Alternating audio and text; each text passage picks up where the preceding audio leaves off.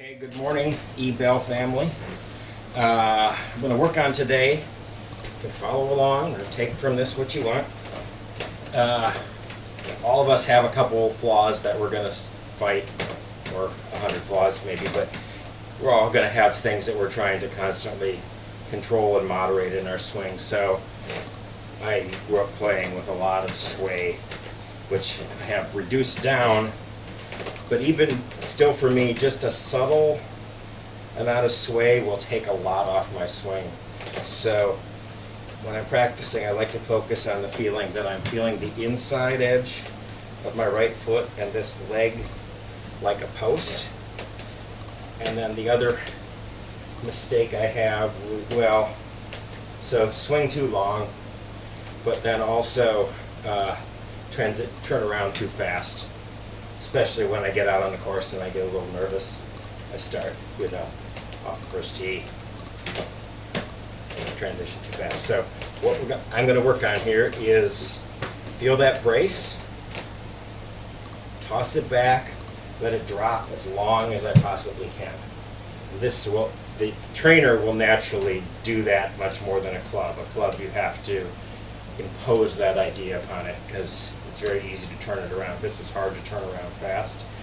So pay attention to the feeling, but also really let it drop as long as you can. And you want to, as it's dropping, you're going into the ground, and then you're picking up that momentum and throwing it. So pick up the momentum and throw it all the way around your body, all the way around like that. And that's a good workout on top of being a good training feel. So now, with my club, I'm going to feel those sensations in my body.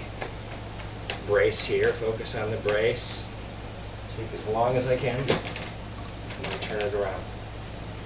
And you can start with some that don't worry about powering through the first through. Focus more on taking the time, rotating all the way through. So I'll just do an easy one. It's an easy one. So I didn't put much snap into that, so that's a very partial swing. And now I'm going to build up, not my swing speed at first, but the time I'm taking here. So I'm really focusing on that. So focus on this first, because if you start going hard at it, you'll revert to coming at it the way you're used to. So more time, but then don't worry about putting speed on it at the end yet. So more time. Already I can feel that. I just got a little bit of free speed on that one. I let it drop a little better. So I'm going to do it again, at least see if I can let it drop a really long time. So what you're going to start discovering is the speed of your rotation will be reactive to how far you let it drop. And the reason for that is if you drop it to here, you have to move pretty fast to get to the ball before you crash into the ground. So you don't have to consciously power through it. You just have to let it drop far enough that your body's going to want to speed up to do it. So let's try one more. Nice brace. That's good. We have medium effort swing there. And so now that's getting pretty close to a full 8-iron for me. I'm at about 140. So I'm going to keep working on this. The longer I can let it drop is what I'm going to do. Let it drop as long as possible.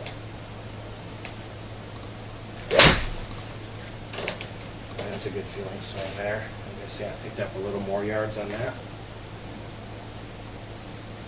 Similar, just a little bit longer. So that's about a normal full swing, but it's not a huge effort for me because I'm getting so much free speed.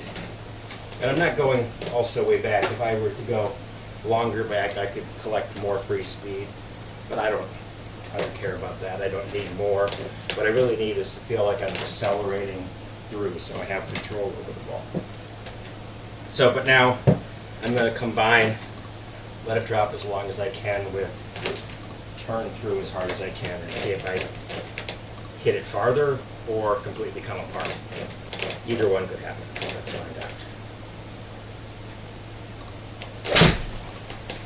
Yeah, I probably got a little more on that. So that was very similar feeling on the backswing. No, see, not more, same. So I didn't wait long enough. So as I thought about putting more speed, I didn't give it enough time anymore. So more time, and then rotate hard through.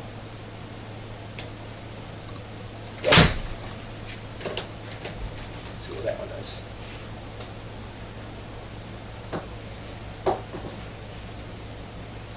Okay, getting close to 150. Let's see if I can really move this up. So more time, strong brace, more time, power all the way through this way. So strong brace, more time. That one was thin. So probably didn't position myself well.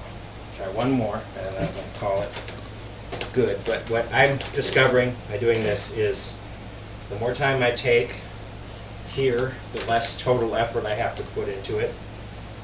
And also, I'm dropping myself in a much better position, so I'm pretty much straightening out my ball flight. So I'm getting both things. I'm getting more accurate and more speed by just saving this till it's in the right spot. I'll try one more. Really get it back there. Take all the time I can, see what I can get out of this. A little bit thin again. We'll call that good. So, I'm going to hit one more. So, I'll hit one more. So the thin comes also from more speed is going to make the club not drop quite as fast, right? So if I rotate harder, it's going to move me toward thin.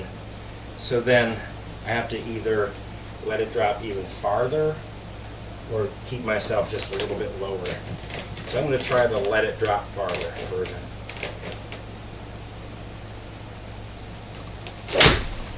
That one was better. I like that one. Much better contact.